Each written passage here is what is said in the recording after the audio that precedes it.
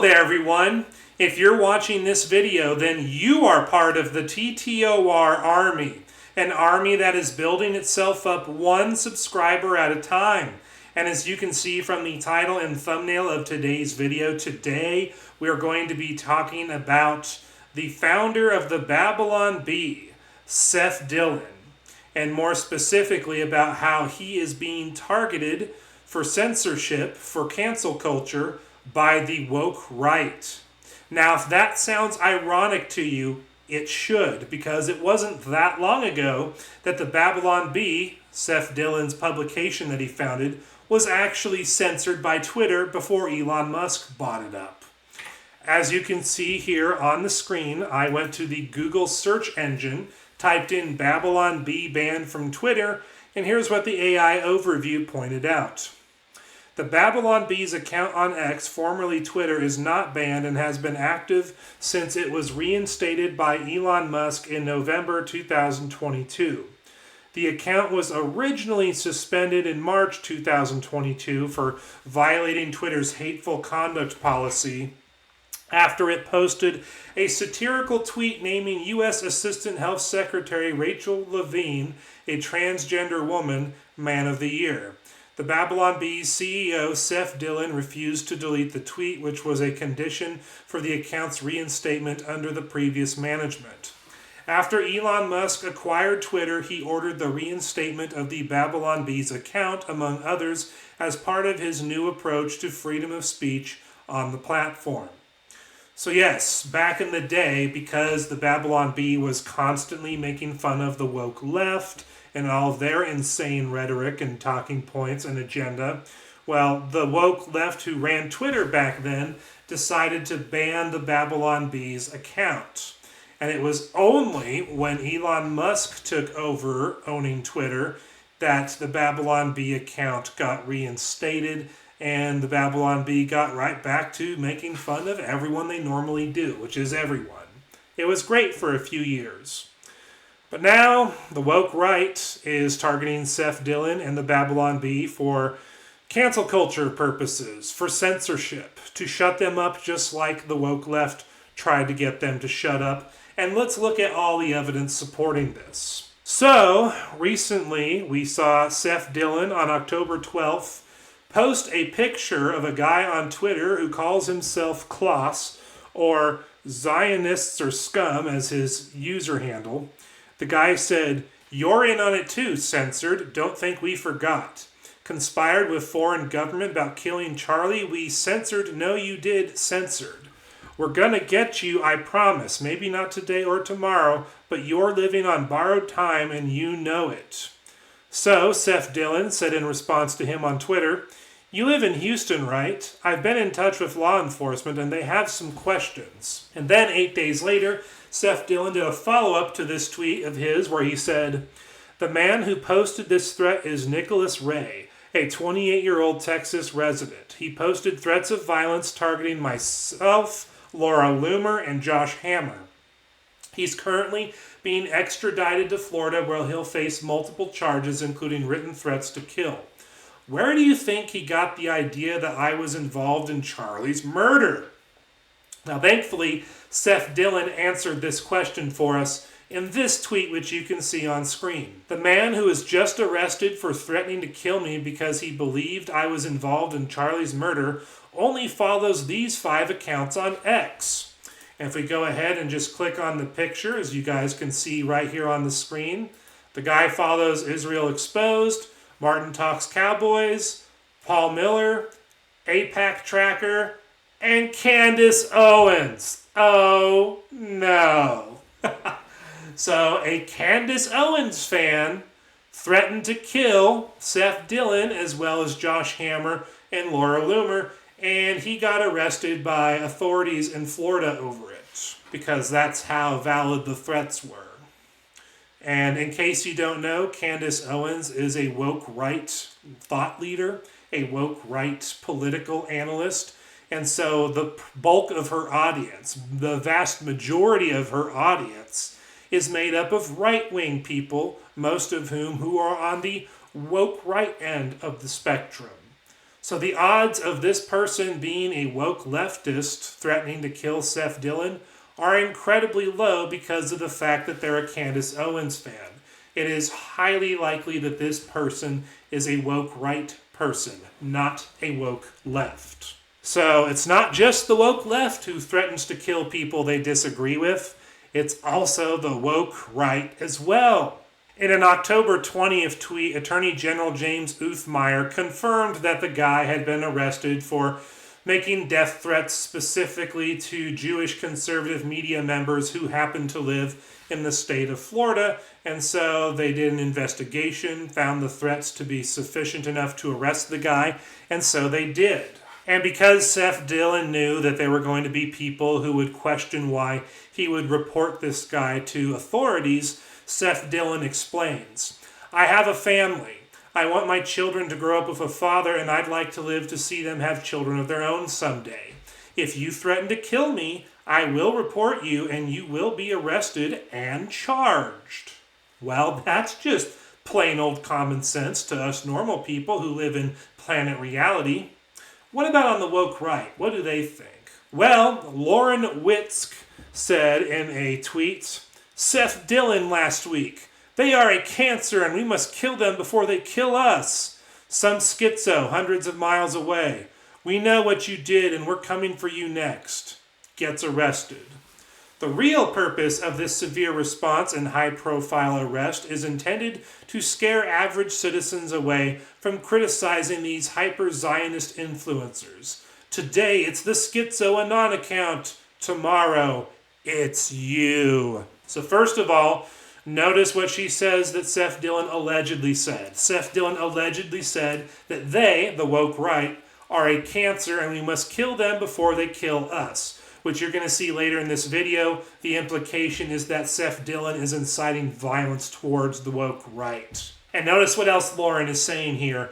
She's claiming that the reason why Seth Dillon called the authorities on this guy and that this guy ultimately got arrested and extradited to Florida to face the charges, she claims the reason why this was done by Seth Dillon was not to dissuade an evil person from committing an evil act against him and his family. No. Seth Dillon is trying to scare people away from criticizing Christian Zionists like himself. That's why he did it.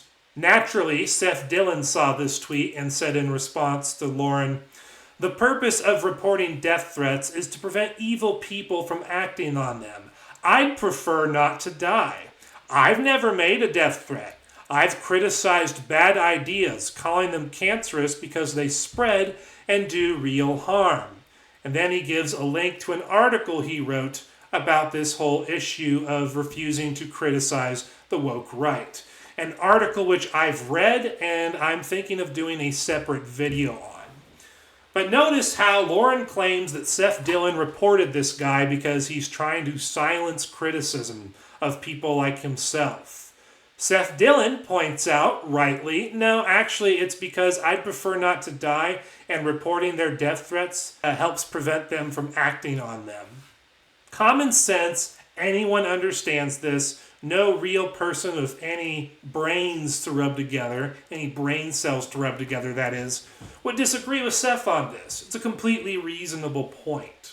But, of course, because the woke right is just as deranged as the woke left, the insanity after this continues. A guy named Sam Parker, who apparently is running for Senate or is a senator, I don't remember which one it is, he made a big old long rambling tweet about how Seth Dillon blocked him, basically claiming that Seth Dillon was not a real freedom of speech advocate. That Seth Dillon was a hypocrite when it came to freedom of speech because he dared to block Sam Parker on Twitter.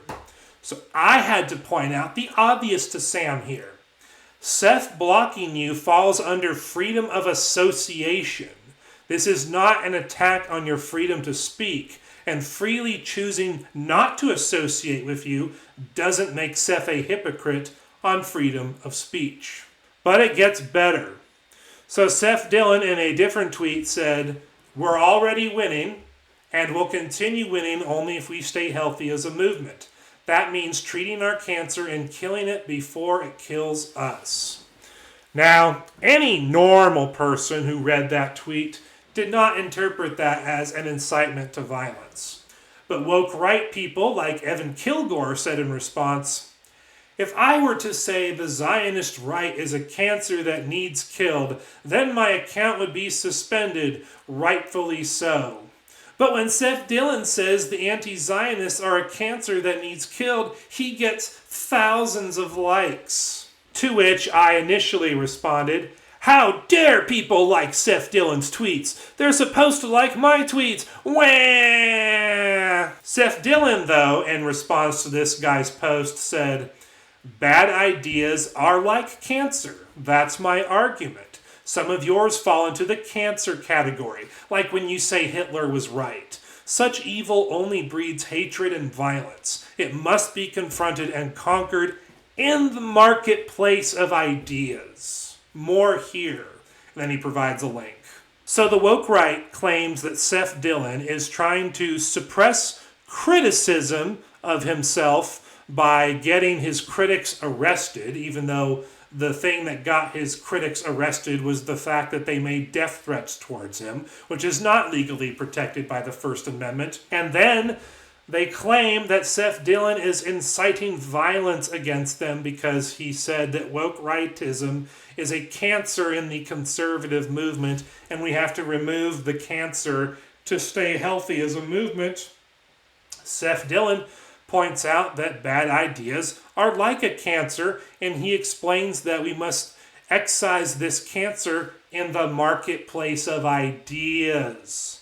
He's obviously not calling for physical violence to be committed against the woke right, but the woke right keeps insisting that he is. Evan Kilgore said in a different tweet, "If we ever get killed for being anti-Zionist, it's because of posts like this that literally call us a cancer that needs killed. This is the most hypocritical and blatant incitement to violence I've ever seen on X." So I pointed out to Evan once again, that's not an incitement to violence, not even close. Way to engage in cancel culture tactics to silence your opposition. And that's really what's at the heart of this, ladies and gentlemen. Prior to all this insanity, Seth Dillon had been on a tear on Twitter, constantly exposing the fallacious theology and beliefs of the woke right. And so now it's gotten to the point where the woke right can't out-argue Seth Dillon. They can't present better arguments than him, so they're resulting to death threats, which will eventually lead to an assassination attempt on Seth Dillon's life. And they've also resorted to falsely accusing Seth Dillon of inciting violence towards them in an attempt to get Twitter to ban him once again. This is cancel culture all over again being performed by the woke right. Now, Seth Dillon is obviously taking this all in stride because he showed here a picture of him engaging with a guy named Middleton, who also goes by void_entropy. The guy said, "I'll finish the job, Nicholas. Watch your back," censored Seth Dillon, Laura Loomer, Josh Hammer. And Seth Dillon said in response to him, "Probably not wise to pick up where the guy who was just arrested left off." And the guy said to Seth Dillon, "Well, I'm still not arrested, driving to your location right now. Let's see if the feds can save your censored this time. Hug emoji." So Seth Dillon said in response, "Just told my wife not to worry about this. When he gets here, I'll just unite with him and then we'll defeat the left." Obviously, Seth Dillon here is making fun of Matt Walsh and his recent claim that we need to stop criticizing the woke right as conservatives and Christians, and we just need to unite with them against the left. So a really good post here by Seth Dillon. Obviously, he's taking this all in stride, which is pretty remarkable considering the heat he's under from the woke right. But there were some other people who had thoughts about this whole fiasco. Someone named Eyal Yacobi said, "A man was just arrested for plotting to murder Seth Dillon, Josh Hammer, and Laura Loomer as a result of the nonstop lies and slander being directed at them by people like Candace Owens and anonymous foreign accounts on X. The woke right must be purged." Han Shaughnessy said, Candace wants to get people killed. We can't just dismiss her as a conspiracy-obsessed lunatic. One day someone will act on it. Thankfully, this man was caught in time and arrested, but who's to say the next one will be? We need to start holding these people accountable. And that is absolutely true. If the conservative right-wing movement is to survive and not go down the same self-destructing path as the woke left, then the woke right needs to be purged from the right wing. Has to happen. Otherwise, they will become just like the woke left in every way, shape, and form. You can take that to the bank if we don't course correct. So I'm all on board with holding the woke right people accountable. When they threaten death towards people who are merely criticizing their ideology and their theology, they need to be held to account for that. When they engage in cancel culture tactics in order to get their critics censored off the internet, well then we need to hold them accountable for that. The woke right is real. They're just like the woke left, and we need to hold them accountable just like we tried to hold the woke left accountable.